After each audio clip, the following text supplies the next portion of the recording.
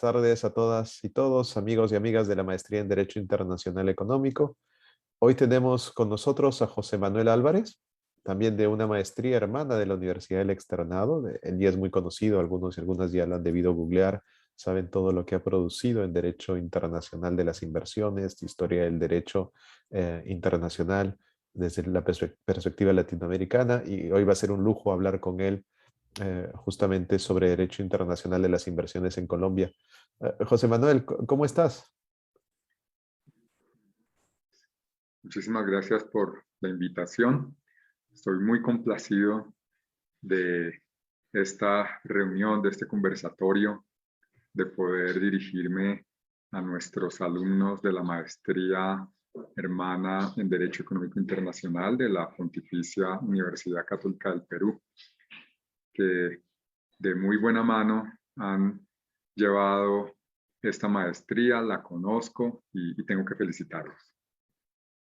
Muchas gracias, José Manuel. Se te extraña porque también a veces en la presencialidad podíamos contar contigo y espero que esto se vuelva a reiniciar. También quería felicitarte porque, digamos, hay un nuevo libro sobre Derecho Internacional de las Inversiones, un manual en el que justo con el profesor Maciej Einkovich han dado la posibilidad de tener un manual en castellano con una perspectiva latinoamericana sobre el derecho internacional de las inversiones. Sé que la versión final ya está lista y pronto gozaremos de tal vez versiones impresas y versiones en formato digital. Felicitaciones por esa obra. Muchas gracias, Víctor. Pues esta obra ha sido el fruto de un trabajo conjunto de aproximadamente 20 profesores. La obra tiene casi 27 capítulos, hasta donde puedo recordar, colaboraciones de profesores que tienen la experiencia académica, la experiencia práctica y que nos ayudaron a llevar a feliz término este proyecto que empezó hace 3, 4 años por allá cuando estuvimos en Costa Rica en el evento bianual de la Red Latinoamericana de Derecho Económico Internacional. Allí empezamos a gestar la idea y finalmente, después de todo este esfuerzo, en 2 meses tendremos la versión impresa por parte del externado y una versión online, ebook, también por esos días. Y por supuesto de los contribuyentes en este esfuerzo estuvo el profesor Víctor Saco de Perú. Tuvimos profesores de Ecuador, de Chile, tuvimos personas de Brasil, Estados Unidos, España, Polonia, varios colombianos y Panamá. Bueno, hemos tenido una nómina grande y generosa más que todo. Sí, sí, he estado pudiendo ver el PDF final en primicia y sí es una obra que va a ayudar mucho a los alumnos y alumnas a estudiar el derecho internacional económico y también esa perspectiva latinoamericana creo que es un gran aporte. Eh, Cuéntanos, José Manuel, hay muchas personas que también quisieran dedicarse, alumnos y alumnas que dedicarse al derecho internacional de las inversiones y también incluso volverse un árbitro o una árbitro exitosas como tú. Más o menos nos cuentas un poco tu trayecto, cómo se puede lograr a llegar a lo que tú hiciste. Bueno, también es porque te gusta. Bueno, eso es lo primero. Lo primero es un gusto desde que era estudiante en pregrado, por allá hace muchísimos años, por el derecho internacional y luego por el derecho internacional económico. Básicamente, los áreas en las que trabajaba desde que estaba en la universidad eran las áreas de comercio y un poco de inversiones y contratación internacional. Esas áreas hace ya algo más de 30 años. En esa época no había procesos, no había nada, lo único que teníamos era un naciente Tribunal Andino de Justicia, donde he tenido también la oportunidad de litigar, que es un tribunal muy bueno, ¿sí? Desaprovechado, pero también tiene muy buen trabajo y muy buena trayectoria en muchos casos. Y seguí por esa línea, tanto en lo académico como en lo profesional, porque los temas de derecho económico internacional siempre pasan por el derecho local, pasan por el derecho administrativo.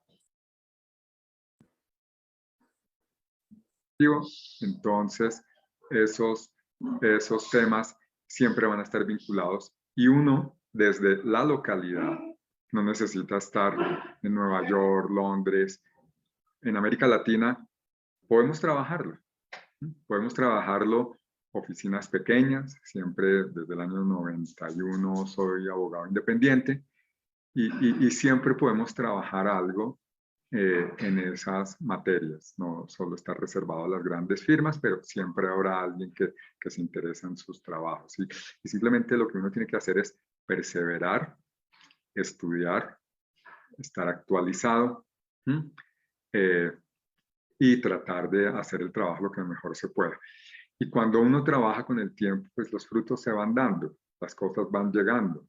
Tengo un colega bastante querido, amigo, árbitro, aquí en Colombia muy reconocido, que dice que la carrera dentro del arbitraje y también en el derecho no es una carrera de 100 metros, ¿sí? Sino es una carrera de largo aliento. No es algo, hay unos que se afanan y pasan muchas cosas. Se caen en la salida de los 100 metros, no alcanzan a llegar, o llegaron y ganaron una vez y no los vuelves a ver, ¿sí? Ya sea porque los descubrieron porque tenían dopaje o porque cualquier otra circunstancia se lesionaron en el camino y no te los encuentras. Entonces este tema, para concretar, es un tema de largo aliento, de paciencia y perseverancia y tranquilidad. Y tarde o temprano uno encontrará su espacio. ¿Sí? El espacio en el que yo ocupo es muy pequeño, yo soy más litigante que cualquier otra cosa, me dedico a las asesorías y a atender casos de arbitraje de inversión. No necesariamente uno tiene que estar en el litigio todo el día, pero sí hay mucha parte, mucho trabajo prelitigio para determinar si existen méritos para presentar una demanda o no, o para prever una posible demanda o un litigio y cómo resolverlo antes de que este surja. Allí hay una gran cantidad de asesoría que es mucho más que lo que uno ve en los casos internacionales. Hay más asesoría allí que casos que efectivamente salgan a la luz pública y se envíen, porque los inversionistas no quieren demandar. Eso no es el negocio de ellos, ¿sí? Muchas gracias, José Manuel. Creo que eso es inspirador para quienes siguen y también como una política pública, ¿no? Justo queríamos que nos cuentes cómo va Colombia en el sistema de arbitraje de inversiones, ¿no? Porque por un tiempo no tenían casi casos, luego llegaron varios. Queríamos saber cuál es tu perspectiva, cómo le va yendo, cómo funciona también el sistema. ¿Ustedes contratan abogados y abogadas privados o como en algún momento en Argentina funcionó más bien con una procuraduría pública? ¿Cómo es el sistema colombiano y cómo le ha ido? Bueno,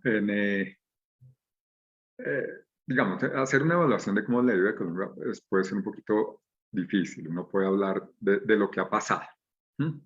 Y cómo está la situación y hablar de algunos casos, cómo se han desarrollado y cuál ha sido el resultado. Colombia no tenía casos por una razón, y es porque solo hasta el año 2006 empezamos a tener aprobados los primeros tratados internacionales de inversión.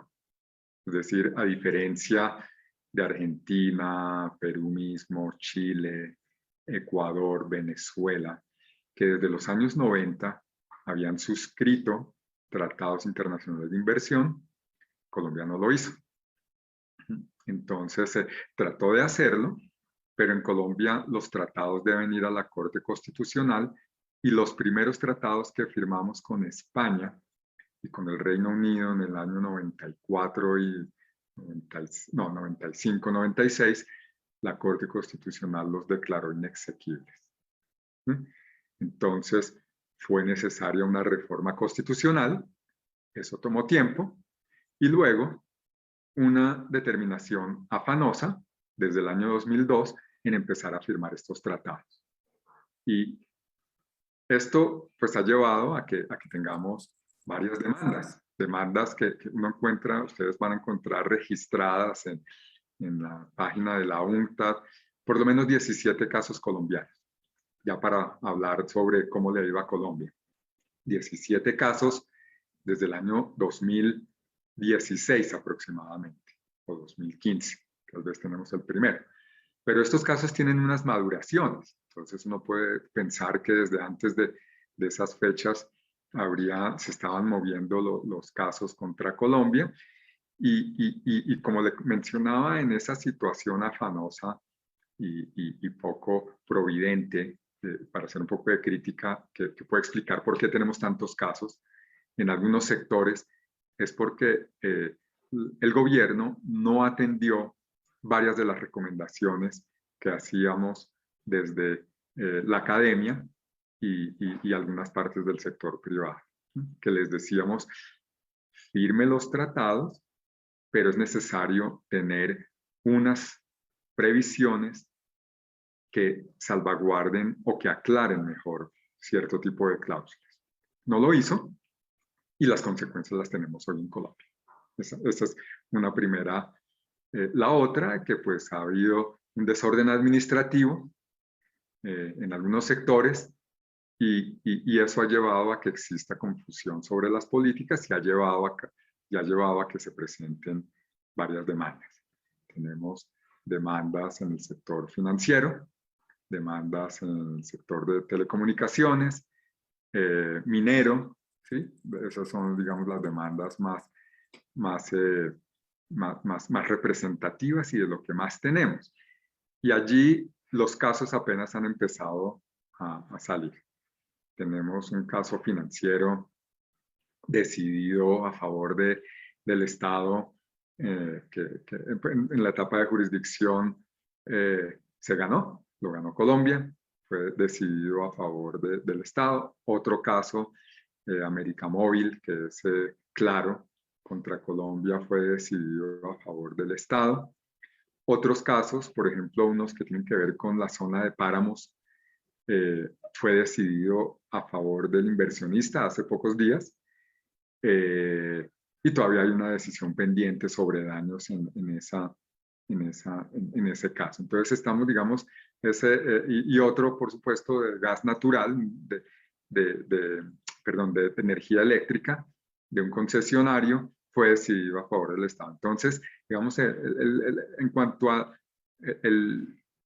la rata de éxito de Colombia va mitad y mitad, ¿sí? Pero vamos a ver cómo le sigue yendo a Colombia en el futuro. Y no sé si nos cuentas cómo funciona, digamos, también, ¿contratan abogados privados, abogadas privadas, o hay una procuraduría en el Estado, o hay una combinación entre el Estado y los privados para defender a Colombia? Sí, esto es lo que sucede en Colombia. En Colombia tenemos una agencia que se llama la Agencia Nacional de Defensa Jurídica del Estado.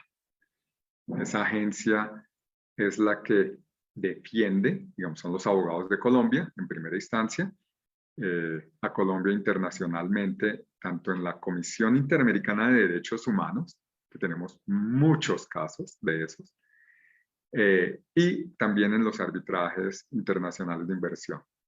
Ellos contratan abogados privados, externos, y cuando uno ve de los 17 casos conocidos, o sea, de los 17 casos más bien registrados contra Colombia, sin temor a equivocarme, podría decirle que todas los que defienden a Colombia son firmas privadas, internacionales y grandes y reconocidas. Esa es lo que ha contratado Colombia. Junto con ellos, la agencia cumple un papel fundamental que coordina las entidades del Estado, ayuda a recabar las pruebas y a coordinar interinstitucionalmente con todas las entidades involucradas, y esto es fundamental, es muy importante porque porque ha hecho que varias de las defensas de Colombia se note un trabajo importante y contrata también, he sabido que ha contratado asesores locales además de los asesores internos y abogados internos de la agencia, ha contratado abogados locales que les apoya en los casos. ¿Sí? Y como todo, hay gente muy buena, otra no tanto, unos que trabajan más menos, pero es una forma inteligente de hacer las cosas, pues porque cada caso tiene una cantidad de trabajo interno gigantesca, de cientos de horas que requieren de una dedicación importante y casi que exclusiva por caso. Entonces, con 17 casos, creo que es lo más inteligente que ha hecho el Estado colombiano. ¿Y cómo crees tú que es la recepción de la opinión pública a este 50% de ratio de ganancia de Colombia? A veces en Perú lo que sucede es que el sistema internacional de arbitraje es un monstruo, el que solo te digan, por lo menos para la opinión pública en general, tal vez no la rama más especializada, el que te digan que te van a demandar en CIADI o internacionalmente ya genera en la población un miedo pensando que ya se va a perder. O sobre todo cuando hay conflictos medioambientales contra mineras, no se piensa, bueno, entonces, ¿cómo es posible que se proteja a un inversionista que está afectando el medio ambiente? ¿Cuál es la relación, crees tú, con la opinión pública de estos casos de inversión? Yo creo que uno debería aquí, digamos, en opinión pública en general, tenemos una prensa no informada y que no entiende muy bien qué es lo que está sucediendo y qué es lo que está en juego. ¿Mm? Entonces, digamos, la opinión pública generalizada no tiene el nivel de detalle ni de conocimiento para saber qué está pasando. No entiende las posibles consecuencias para el Estado y entonces eso puede parecer desapercibido. Entonces, hay otro tipo de opinión que ya sería ese tipo de opinión como de los estudiantes de derecho, algunos desarrolladores de política pública, que están a otro nivel y que es el diálogo gobierno, en ese diálogo gobierno, sector privado, cierto sector privado, que sí están más pendientes y pues la percepción es que hay algo que está pasando en Colombia y que con la información que se tiene no se puede tener una idea clara de exactamente lo que está sucediendo y genera preocupaciones para los desarrolladores de política pública, para los que piensan a nivel tributario lo que puede costar al Estado, pero también en cuanto a las acciones del Estado se preguntan por qué Colombia tiene tantas demandas, no debería tener tantas. Y allí ahí surge un gran interrogante sobre la responsabilidad de los funcionarios en el quehacer diario que ha llevado a que se presenten las demandas. Porque los inversionistas no presentan demandas porque sí, sobre todo si no tienen por lo menos un grado de certeza razonable de que puedan ganar y de que tienen razón. ¿Sí? Hacen justos reclamos. ¿Sí? Entonces eso, la gran mayoría de los inversionistas, por supuesto, estoy hablando de la gran mayoría porque siempre habrá alguna excepción que simplemente usa el sistema por otros motivos. Entonces, pero la gran mayoría no les gusta. Su negocio no son las demandas, su negocio es invertir y tener ganancias por su actividad económica. Muchas gracias, José Manuel. Y justo sobre ese último punto, claro, la idea es siempre ir mejorando el sistema y creo que también se han tenido propuestas a nivel de UNCITRAL para ir mejorando o potenciando el arbitraje, ¿no? Para que, como tú dices, si es que se tiene que pasar por el trago amargo de ir hacia allá, que no sea tan amargo, ¿no? Sí, sí, hay las reformas. Fíjate qué interesante esa pregunta que haces, porque en América Latina por los años 2000, después de la crisis argentina y la cantidad de demandas que se presentaron contra Argentina, Bolivia, bueno, Bolivia no tantas, pero sí Venezuela y Ecuador, se levantaron unas críticas que en general pudieran parecer justas, que el sistema tenía algunas fallas, ¿sí? Y se dijeron muchas cosas. Nunca, por supuesto, desde quienes a nivel global deciden para dónde va el sistema, le prestaron atención. Pero cuando Europa y Canadá empiezan a ser demandados, y hoy en día Europa tiene más de 45 demandas o más, ¿sí? Yo hice un estudio hace un par de años y pude detectar que había por lo menos unas 100 algo reclamaciones, más 20 de Canadá. Entonces allí sí el sistema les pareció que atentaba contra varios principios. Y empezaron a desarrollar la idea de montar unos cambios. Europa dijo, esto hay que cambiarlo. Y montó a un CITRAL, la Comisión de Naciones Unidas para el Desarrollo del Comercio Internacional, en ese proceso. Y desde hace 3 años se está negociando reformas en cuanto a la conducta de los árbitros, la transparencia un poquito más del sistema, un sistema de doble instancia que ya está funcionando en varias partes y un sistema de tal vez una corte internacional de arbitraje. Los países en vías de desarrollo han reaccionado tímidamente. Te cuento que Colombia también, o sea, a pesar de las demandas, no ha sido muy propositivo, ha quedado a la espera y no se ha opuesto a las partes que pueden ser negativas para los estados, ¿sí? Los estados, un sistema con una corte única podría ser negativo.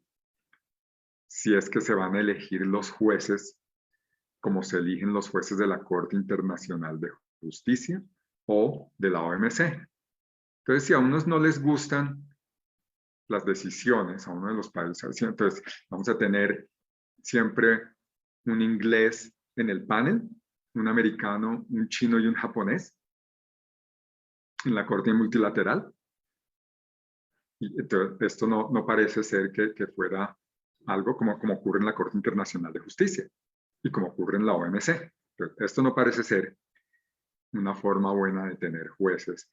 Y yo creo que el sistema arbitral, en ese sentido, como está hoy, con jueces ad hoc, en donde el Estado puede escoger sus jueces, su árbitro, y que el mismo inversionista también lo pueda hacer, es importante. ¿Sí? No defiendo una posición, porque lo que les comento es, soy más litigante que árbitro. De hecho, no he tenido experiencia como árbitro CIADI, pero sí como litigante. Y como litigante veo que es más importante tener esa posibilidad. Muchísimas gracias, José Manuel, y también por tu tiempo. No sé si quisieras darles algunas palabras finales a quienes nos siguen en la maestría sobre la importancia del tema y sobre por qué puede interesarles continuar por esta carrera. Pues muchas gracias, Víctor. Pero ya para finalizar, comentarles que el tema es fundamental, porque tiene que ver con la esencia de las políticas públicas del Estado. Una reclamación tiene que ver con algo que el Estado pudo haber hecho mal o no necesariamente mal, sino que es discutible. Entonces, y que tiene que ver también con la esencia del derecho administrativo, con la esencia también del Estado de Derecho, también con la integración, ¿sí?, de nuestros países a las cadenas globales, a la cadena global y también a la economía de mercado, que ha hecho que el mundo funcione y se desarrolle con todas sus fallas, que por supuesto se tienen que reconocer y ojalá se mejoren las fallas del mercado que hay, que impiden que nuestros países puedan desarrollarse de una mejor manera. Entonces, hay muchas aristas en donde se puede trabajar Y en cada sector de la economía. Cada sector de la economía puede ser sujeto de una política o un estándar internacional que puede ser revisado. Entonces hay mucho espacio para trabajar en muchos temas en los arbitrajes de inversión y también, por supuesto, unido a esto, al comercio internacional, porque no solo es el arbitraje de inversión, sino también está unido con unos conceptos comerciales internacionales que pueden ser muy bien estudiados por cada uno y que es diferente en todos los países. ¿Sí? No tan diferente, pero sí hay unas políticas, hay unas esencias propias de cada estado que solo los nacionales tienen la capacidad de revisar, ¿sí? Y de entenderlo y de poderlo integrar dentro de unos conceptos internacionales. Muchísimas gracias, José Manuel, siempre tan amable con Muchas nosotros y gracias, también con Víctor. las oyentes y oyentes. Si alguno o alguna tiene alguna pregunta para él o quieren que lo podamos volver a contar con él, claro, si tú puedes, déjennos el comentario debajo del Con video mucho gusto. y les ayudaremos y esperemos que podamos tener nuevamente a José Manuel de esta manera y espero que pronto, ya nuevamente de manera presencial, vuelvas a visitarnos por aquí, por Perú. Muchas Bueno, gracias, José espero. Manuel. Que estés muy Muchas bien. gracias, Víctor. Un saludo a todos y muchísimas gracias por este tiempo y por este espacio. Y felicitaciones nuevamente por la maestría. Gracias. Hasta luego. Hasta luego.